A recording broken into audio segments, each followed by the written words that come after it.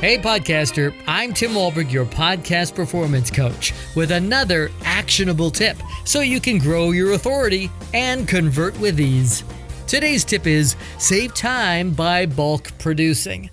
Just because you have a weekly podcast doesn't mean that you have to record weekly. I'm going to share with you some reasons why you might consider bulk producing it and how to pull it off, because it can actually save you time. Unlike other attempts at doing things in bulk, like personal hygiene and weekly calls with my mother, and kissing my wife. I figured out that we kiss 278 times a month, and so I thought, well, we could wrap this up in about an hour and a half. Apparently, that's not romantic, and kissing shouldn't be a chore.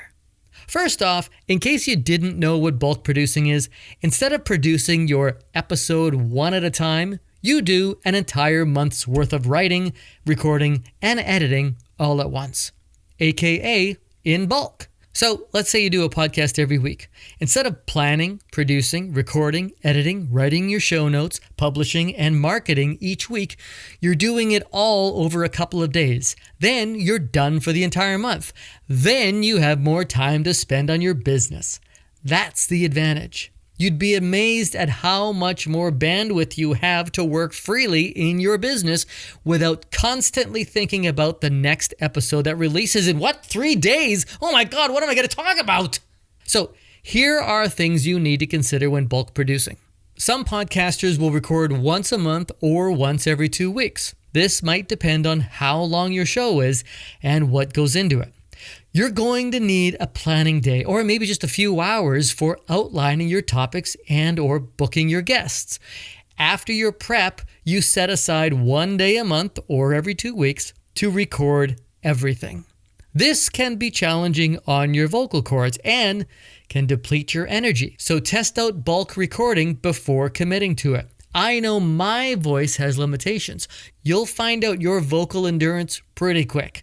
You might need to space your recordings out an hour or two apart if that helps. And if you're bulk recording in advance, make sure you're clear about the potential air date or the order of these upcoming episodes.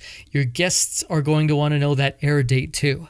The next day is usually followed up with editing or possibly sending off your audio to your editor, writing your show notes and marketing snippets for your social channels, and publishing. Some people will say, well, where am I saving the time? I'm doing the exact same amount of work. It's just all at once. Here's how you're saving time. When you're recording all at once, you only need to get into that headspace once. Once you're in the recording mood, you can keep it going. And you might not have to set up your recording space again and again. When you're writing your show notes, you're in that headspace. It's easier to focus on your listener because you're in that frame of mind. Keep it going.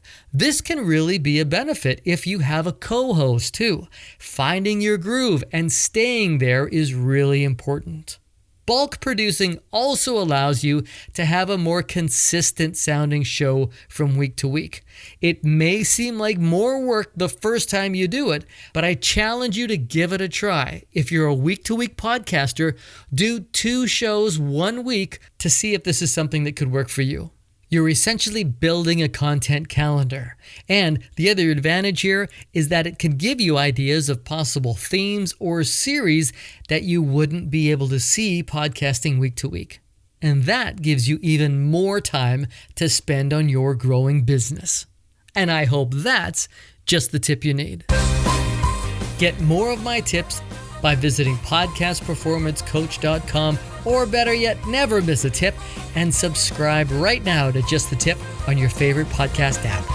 Click that subscribe button right now. I'm Tim Wahlberg. See ya!